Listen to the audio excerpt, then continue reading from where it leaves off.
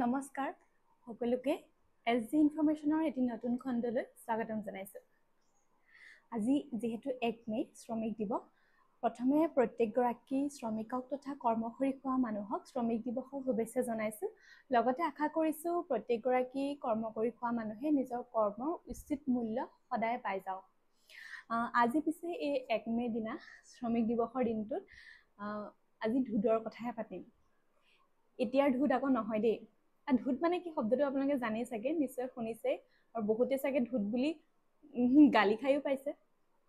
ধুদ মানে হৈছে যে যিসকলে বহি খাই ভাল পায়, কৰ্ম নকৰাকে বহি খাই ভাল পায়, সেই মানুহবোৰকে ধুদ বুলি কয়। আমি নাজানো জানো, সকলোৱে জানো।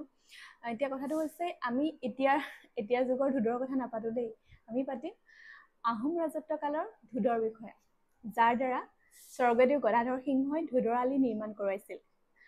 ধুদ বুলি ক'লে আমি যিহেতু সকলোৱে জানো যে কৰ্ম কৰি খাই মানে কাম কৰিবলৈ একদমেই ভাল নাপায়, এলাহ কৰে, ভাল নাপায়। স্বৰ্গদেউ গদাধৰ সিংহৰ দিনত ৰাজত্ব কালত কি হৈছিলে, মানে ৰাজ্যত ধুদৰ সংখ্যা যথেষ্ট বৃদ্ধি পাবলৈ ধৰিলে। মানে সেই সময়ত মানে কি হৈছিলে, ধুদবিলাকক বাকী ৰাজ্যৰ মানে দেশৰ প্ৰজাসকলে সহানুভূতিৰ চকুৰে চাইছিলে। মানে কাম কৰি নাখালেও তেওঁলোকে ব্যৱস্থা পাইছিলে, মানে বহি বহি খাবলৈ পাইছিলে, সুবিধাবিলাক পাইছিলে। মানে ধৰক মানে যেতিয়া মানুহে সুবিধাবিলাক পায়, বহি বহি খাবলৈ আৰম্ভ কৰে, তেতিয়া মানে কি হয়, ৰাজ্যখনৰ জানো উন্নতি হ'ব? আৰু কি হ'ল, যেতিয়া দেখিলে যে এছাম ধুদে তেনেকে বহি বহি খাবলৈ পাইছে, তেতিয়া আচল ধুদতকৈ মানে নকল ধুদহে বেছি বৃদ্ধি পালে। তেওঁলোকো মানে বহুত মানুহে কাম নকৰা হৈ থাকিলে, মানে বহুত ধুদ, মানে ৰাজ্যত ধুদৰ সংখ্যা বৃদ্ধি পাবলৈ ধৰিলে।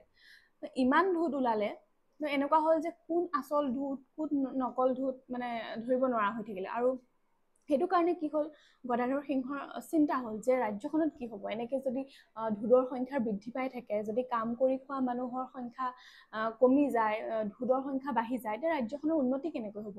সেই বিষয়ে মানে তেওঁৰ চিন্তা হ'ল।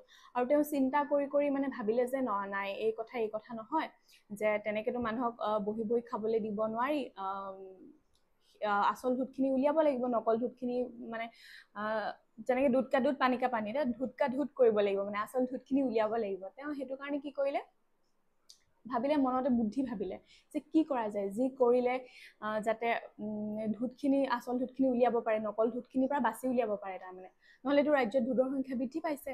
তেওঁ এটা বুদ্ধি ভাবিলে। তেওঁ কি কৰিলে, এদিন সকলো ধুদকে মানে মতাই পঠালে। সকলো ধুদকে এটা নিৰ্দিষ্ট জেগালৈ মাতিলে, আৰু ধুদবিলাক আহিলেও ৰজাৰ নিৰ্দেশ যিহেতু মানিবই লাগিব, সকলো ধুদেই আহিছে। আৰু তাৰ মাজতে কিছুমান ধুদে আকৌ ভাবিছে ৰজাৰ ঘৰৰ পৰা কিবা সুবিধা পাম নেকি, সেই আশাটো আহিছিলে। আৰু তাৰপিছত কি কৰিলে, ৰজাই তেওঁলোকক মাতি এটা ডাঙৰ ঘৰত তেওঁলোকক ৰাতিটো থাকিবলৈ দিলে। সকলো ধুদক খোৱা পানীৰ ব্যৱস্থা কৰি দিছে, সকলো ব্যৱস্থা কৰি দিছে, ৰাতি থাকিব দিছে মুঠতে। তাৰপিছত কি কৰিলে, ৰজাই ঘৰটোত বাহিৰৰ পৰা জুই লগাই দিলে। কি হ'ল, ঘৰটো জ্বলিছে। জ্বলাৰ উমান পাই একাংশ ধুদ মানে পলাবলৈ ধৰিলে, পলাই পত্ৰং দিলে। মানে একাংশ নহয়, বেছিভাগ ধুদেই মানে পলাই পত্ৰং দিলে।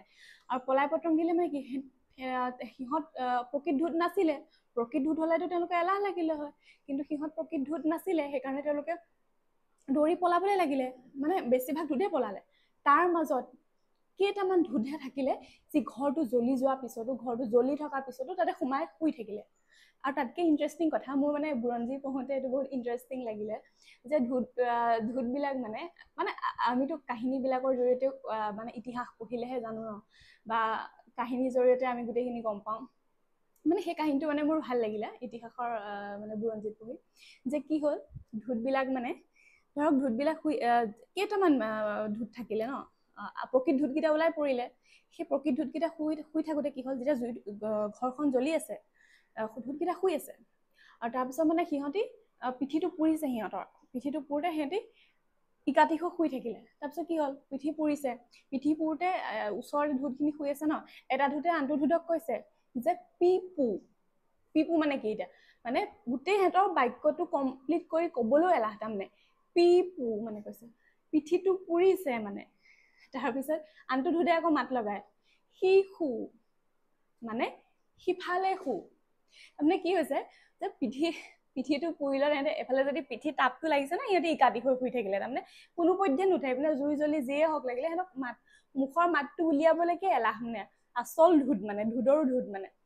মানে কি হ'ল সিহঁতৰ পিঠিটো পুৰিলেতো এটা চাইড পুৰিছে নহয় হ'ব দে এইটো চাইডে শুই থাকো তেনেকুৱা নিচিনা হৈছে তাৰপৰা ভাবিলে ৰজাই এই কথা দেখি ভাবিলে কথাটো বিষম এনেকেতো ধূপখিনি মানে তেওঁলোকতো মৃত্যুমুখত পৰিব তাৰপিছত ৰজাই কি কৰিলে মানুহ লগাই হাকতি লগাই সিহঁতক জুইৰ পৰা টানি আনিছে তাৰমানে নহ'লেতো সিহঁতি মানে ইমানেই এলাহ সিহঁতি মৰি যাবলৈকো তাৰমানে সিহঁতৰ এলাহ ইমানেই এলাহ মানে সিহঁতে জুই জ্বলি আছে ইফালে কাটি কাটি গৈ শুই আছে মানে সেইটো কাহিনী অলপ ইণ্টাৰেষ্টিং লাগিলে সেইকাৰণে ভাবিলো আপোনালোকৰ লগত শ্বেয়াৰ কৰোঁ আৰু কি হৈছে তাৰপিছত ৰজাইটো গম পাই গ'ল যে কোনখিনি আচল ধূত আৰু কোনখিনি নকল ধূত তাৰপিছত কি হ'ল ৰজাইটো এতিয়াতো গম পাই গ'ল কোনখিনি ধূত হয় এতিয়া নকল ধূতখিনি যিখিনি পলাই গুচি গৈছিলে ন পলাই পত্ৰং দিলে আচল ধূতখিনিকতো তেওঁলোকে ৰজাই একো নকৰিলে তেওঁলোকতো আচল ধূত ন কিন্তু নকল ধূতখিনি যিখিনিয়ে বহি বহি ৰাজ্যত খাই আহিছিলে ৰাজ্যত কিবা দেশত কিবা কাম কৰিব লাগিব বুলি ৰজা ঘৰৰ বা কিবা কাম কৰিব লাগিব বুলি কাম কৰি খোৱাৰ ভয়ত সিহঁতি ধূত হৈ মানে নকল ধূত হৈ সিহঁতি এলাহ কৰি বহি বহি খাই আছিলে ইমান দিনে সিহঁতি এলাহ কৰিলে তাৰপিছত ৰজাই সিহঁতক ধৰাই আনিলে যিখিনি পলাই গৈছিলে ধূত আৰু সিহঁতক ধৰাই অনাৰ পিছত কি হ'ল সিহঁতক মানে শাস্তি স্বৰূপে কি কৰিলে এই ধূদৰ আলিটো নিৰ্মাণ কৰিবলৈ দিলে আৰু যিটোৰ দৈৰ্ঘ্য প্ৰায় 212 কিলোমিটাৰ যিটো 4খন জিলা অতিক্ৰম কৰি গৈছে গোলাঘাটৰ কমাৰগাঁৱৰ পৰা আৰম্ভ হৈছে ডিব্ৰুগড় জয়পুৰলৈকে গোলাঘাট কমাৰগাঁও তিতাবৰ মানে যোৰহাট তেনেকৈ আৰম্ভ কৰি মানে 4খন ডিষ্ট্ৰিক্ট অতিক্ৰম কৰি এই আলিটো গৈছে ধূদৰ আলিটো 212 কিলোমিটাৰ মানে সিহঁতৰ শাস্তি স্বৰূপে মানে ধূতৰ মানে সেই ধূতখিনি শাস্তি স্বৰূপে যিহেতু এই আলিটো নিৰ্মাণ কৰিলে মানে নকল ধূতখিনি তো সেই আলিটোৰ নাম পৰিলে ধূদৰ আলি তো আজি ধূদৰ আলিৰ বিষয়ে ক'লো আপোনালোকক কেনেকুৱা লাগিলে জনাব আৰু যদি এনেকুৱা ধৰণৰ ইণ্টাৰেষ্টিং বুৰঞ্জীমূলকে হওক বা যিকোনো জানিবলগীয়া কাহিনী হওক মই আপোনালোকৰ লগত শ্বেয়াৰ কৰিম আপোনালোকে ভাল পালে সঁহাৰি দিব আৰু নতুন এটি খণ্ডৰ সৈতে সোনকালেই লগ পাম ধন্যবাদ